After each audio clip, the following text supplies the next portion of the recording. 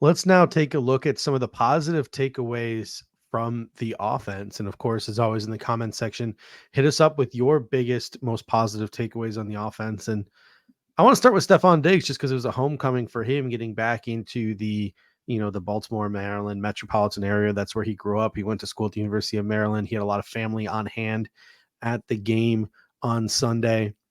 Thus far this season, Stefon Diggs has been targeted 31 times. That's over 10 a game. It's exactly what we said we wanted in the preseason. He's got 25 catches on the season. Yesterday, he was targeted 11 times, caught 8 balls for 111 yards. Two plays really stick out to me. Number one was the Allen rollout, where again they just go off script and Stefon Diggs just sort of runs the scramble drill, gets open down the field. Just an amazing throw from Josh Allen. It was a big chunk play, really helped the Buffalo Bills early in the game. And then you mentioned Trey White, like, oh, I wish he would have gotten down in the end zone. The Bills were stuck at the 1 yard line. Sure enough, one play later, because I had the same reaction you did. One Yep. play later, Josh Allen steps back in the pocket. And again, another scramble play, sort of off script play.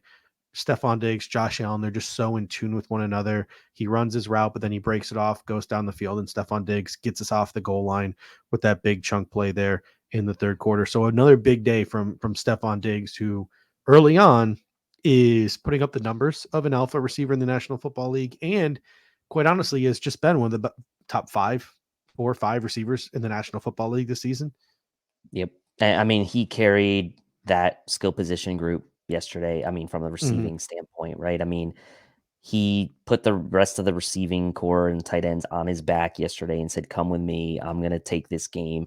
Obviously, statistically, he was far and above, the biggest target, Mm-hmm. target getter, 12 targets in the game. The next closest was Gabe Davis with 8 catches for 111 yards. He was the alpha yesterday, bailing Josh Allen out and making the plays when they needed to. Like you mentioned, the play down at the one, a number of third down conversions as well. And they weren't all necessarily long ones, but important third down conversions. Mm-hmm. He took that team on his back from a receiving standpoint. And a game where really he was really the only highlight when you think Yeah. about it of the receiving group, right? Because this game was Mm-hmm. more about the defense and James Cook ultimately, and a little bit of Josh Allen Yeah. running, but Stefon Diggs highlighted that receiving group for sure. And I struggle back and forth with this because part of me is like, dang it, I wish other receivers would step up. Last week, Gabriel Davis did. I think there were some receivers like Khalil Shakir, again, when he's targeted, has been making big plays. Yes, last week caught a touchdown. This week caught a big first down. But at the same time, I feel like the way a lot of teams are playing us, these two deep shells, Washington Commanders, you had that defensive front that you had to worry about. The Raiders, you had Max Crosby, you have to worry about. The Jets, they have an amazing front. Just the way teams are playing the Buffalo Bills specifically, I, I think they're doing exactly what they have to do right now. They're keeping their star receiver happy and they're getting the ball into the hands of auxiliary weapons like tight ends and running backs. I think eventually, if the Buffalo Bills continue to have success doing this, teams are not going to be able to play this type of defense that they're playing against the Buffalo Bills because it's burned them the last 2 weeks of the season. It worked week one. It's burned teams the next 2 weeks of the season. So eventually these defenses are going to come off it. They're going to get out of these too high shells. They're going to, and I think it'll free things open for the receivers, but I think it's just, I think it's just got to be a patience thing for us. I don't want to have a hot take or have an overreaction or get too angry or upset by the lack of wide receiver 2, wide receiver 3 production yet. But it also is something to monitor and keep an eye on because it could come back to bite us later on in the season, but we don't know yet. What are your thoughts there? Uh, so yeah, my thought on that specifically for this game is that this is Mhm. just how this game played out, right? For me, like the Bills had more rushing attempts in this game than passing attempts, which for the Bills team in this Josh Allen era is kind of unheard of, right? They had 33 attempts Mhm. on the ground and only 32 passing attempts for Josh Allen. And not to mention Josh Allen added, his own couple rushes. You had Murray and Harris each getting 5 carries. You had Cook getting 15 carries. Like to me, that was Mhm. just this style of game, right? And it was like Yeah. one of those styles of game that, right, you look back again, and I hate to harp on this, but you look back on week one and you feel like that's the style of game we should have had in week one. What I really Mhm. loved about the approach in this game was that the Bills didn't go away from the running game, right? Like the Mhm. first drive, James Cook didn't really get it going. The second drive, the Bills didn't really get it going with James Cook. It wasn't until third, fourth, fifth drives the Bills had on offense where James Cook really popped a Mhm. couple runs, but they stuck with it. And I think that they had very deliberate intention to stick with the running game in this particular instance, given it was raining, given that obviously the Bills didn't feel like they needed to probably score 37 points to win this Yeah. game, wanted to maintain possession, right? And so, Mhm. like, I'm not reading too much into the fact that some of the secondary weapons didn't do this. You look around the league, this happens all the time, and we probably don't realize it so much because we're so fixated on the Mhm. Bills, but it happens all the time with other teams as well, right? What was it, 2 weeks ago? You saw Devonta Smith, or maybe it was last week, Devonta Smith for the Eagles just blow up, and A.J. Brown, very quiet game, right? Yeah. Like, that's not gonna happen every week, but it happens to Mhm. teams all the time where one guy has a big game and the rest of the guys don't do much. The team still is successful, right? So, Yeah. I'm not overreacting to that for this game. Matt Center comes in and says, "Am I right in saying Dorsey did well with play calling?" I'll tell you what, on first watch, there were a couple of things that like irked me. Obviously, the jet sweeps and stuff are just not working right now. The Bills need to correct that, or maybe they're just trying to put something on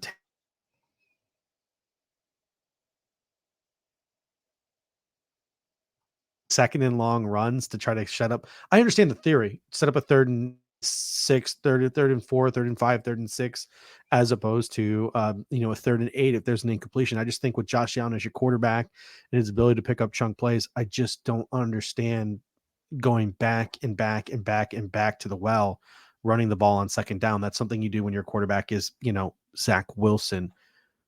But having conversations with Eric and Anth and some of the guys in the Cover One group chat, they were super impressed. And obviously they have quite a bit of knowledge of the game film room on Tuesday. They were really impressed with the way Ken Dorsey called the game. Did everything work? No. Everything did No. not work. As I mentioned, the hardy sweeps, the second down runs, etc. His use of David Edwards, right? That was a shift, something we really hadn't seen a lot of. The Buffalo Bills brought a sixth offensive lineman to help deal with the pressure that the Washington Commanders were going to bring with that front that they have. The utilization of play action, right? The Bills are 26th in play action rate this season, but they are fourth in play action success rate. And against Washington, Josh Allen was 5 of 8 for 106 yards and a touchdown off the play action. Yeah, I mean, it was pretty much a situation I thought where Ken Dorsey did call up a good game plan where he gave the Washington Commanders a lot to think about. And in giving them a lot to think about, they weren't playing instinctually, they weren't playing fast. And that, even though not everything worked, and even though on the surface, especially watching the game live, you're like, oh, I can't believe we did this, I can't believe we did that, etc. I think it really did a lot more than we think to sort of slow down what had been a very dominant Commanders pass rush. Yeah, and I mean, I think the Bills, like we said going into this game, right, was like, okay, going against the Raiders last week and Mhm. Max Crosby was like, it was kind of like a singular focus, right, against one guy. Mhm. That ratcheted up this week. Obviously, the focus had to be on the entire front. Very good Washington defensive front, probably one of the best in the NFL as far as a starting four. And for the Bills to hold up like they did and still continue to commit to the running game, still continue to commit to their game plan. Look, I think there's always going to be things that you look back on. And you heard Josh say it in the locker room speech, right? It's never as bad as it looks, and it's never as good as it looks on the film. So you go back and you kind of figure out what worked well. And this is something I think the Bills will go back and look at this Washington game and games down the road and sort of how they handled this defensive line with Mhm. Washington and potentially use some of that in future games, right? For game planning. Yeah. And let's talk about that offensive line, which has been massively upgraded from last season. We'll see if that trend continues week after week after week. But the early indications are the Buffalo Bills have a pretty top flight offensive line compared to some of the other offensive lines we're seeing in the National Football League.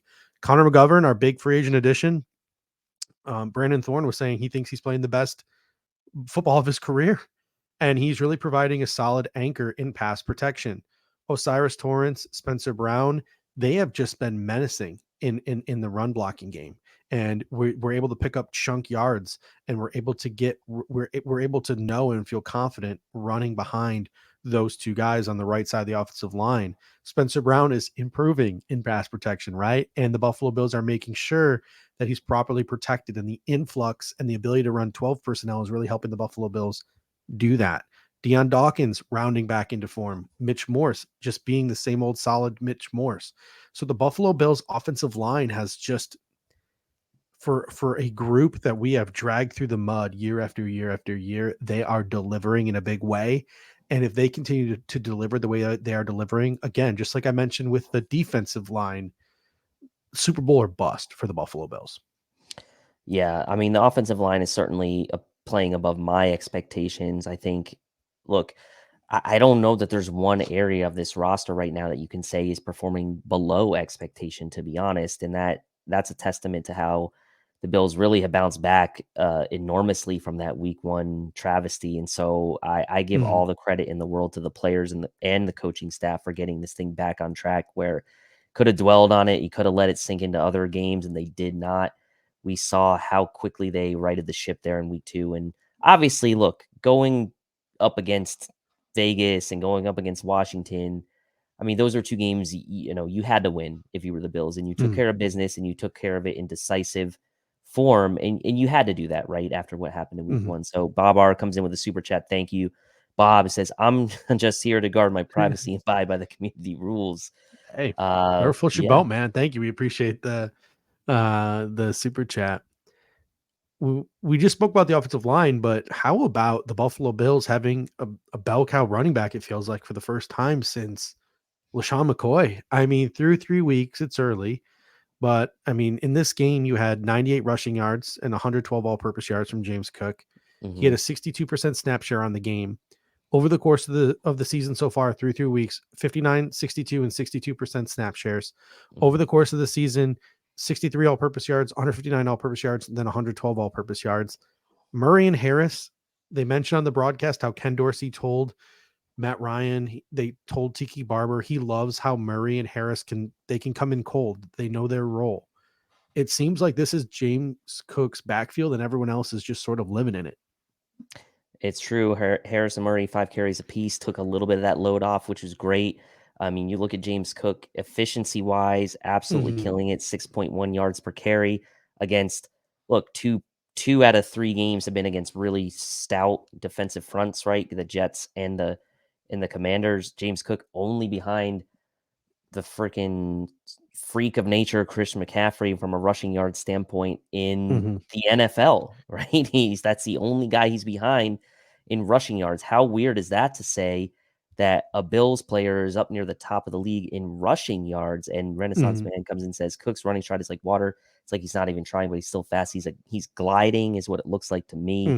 Mhm. I think he left some yards. I would say he even left some yards out on the table yesterday, maybe in the passing game, but that's obviously living to see another day, knowing that his role and how important he is to this offense. I would have loved to see him maybe get into the end zone there at the end, let him get a crack at it to kind of put him over that Yeah. 100-yard He mark for 2 games in That a and he row. hasn't gotten in the end zone this year. So those two things Yeah, I think that's why the Buffalo Bills put him back in. It was the 3 yard line. So a tutty there would 101 have given him yards. over 100 yards and would have gave Yep. him his first touchdown of the season. But then Latavius Murray came back in and saved my fantasy lineup a little bit by scoring a touchdown. All my running backs were injured, so I started Latavius, and it was looking pretty grim there for a while. So thankful for James Cook for not putting that one in. So Latavius did, but Yeah, and super efficient with his touches, right? mhm, And I think this is another one of those things where we envisioned it in the mhm, offseason that this could be a reality if the Bills kind of found the right way to use him. And they have, right? And Pete Nana comes in and says yards after contact is high for Cook too. Everything seems mhm, to be working for him. He's confident, which obviously we saw kind of last year after that, after that sort of Titans and Green Bay game, after the bye, he looked like a different guy. And really, the second half of last season, I think, kind of mhm, segueing into this year, being the feature back, gave him a lot of confidence, and he's playing with a lot of confidence. And uh-huh, I don't think he's letting a couple, like in this game, didn't didn't mhm, start the fastest, right? Was a little bit of a slow yeah, start, but knowing in the back of his mind that he's the guy, he's going to get his chances, he's going to get in rhythm. that works for him. Where you mentioned Latavius, Damian Harris, those guys can come in cold, do what they need to do, and still be effective with what they need to do. So the entire room really is my favorite we've Mhm. had since McDermott took over, probably. No disrespect to Shady McCoy, but like this group, this trio, can be really effective and can really honestly like make it Mhm. just that much harder for the defenses who already have to contend with Josh Allen in this passing game. But now a legitimate running threat and this Mhm. offensive line playing the way they are, yeah, there's a lot of possibilities now for this offense. And I said it last week about Dalton Kincaid too. And it seems even crazier saying this about James Cook because, as you pointed out, and as Sword Brother Joseph points out, he's second in the league in rushing behind Christian McCaffrey. But I feel like with James Cook too, we're just scratching the surface. Like, I don't even think we've seen James Cook reach his full potential. And he's been an absolutely game breaking, game changing player the last 2 weeks. I still think there's some untapped potential in the passing game with James Cook. So, really looking forward to seeing what the Bills have cooking up with James Cook over the next couple of weeks here and as the season progresses. I can't believe it. Like we're 51 minutes into the show and we haven't even like really said anything nice or like really talked about Josh Allen all that much. Well, I 20 of just the put I yeah. just put in the comment section the last 2 games combined, he's only had to run the ball Mhm. 6 times. Now, he was more effective, obviously, this game. The man-to-man He was coverage, he exploited it.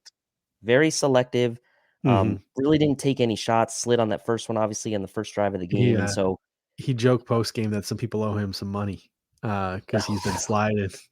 Oh, yeah, and then, obviously, the capped off with Mhm. that touchdown run where he kinda, like, finger rolled That the ball was right into his own helmet, which was that was a precision, by the way. pretty that was a pretty touchdown celebration, but I will say that I had a brief little panic attack that he threw the football up before he passed the goal line. Like, I was like, then no one said No. anything.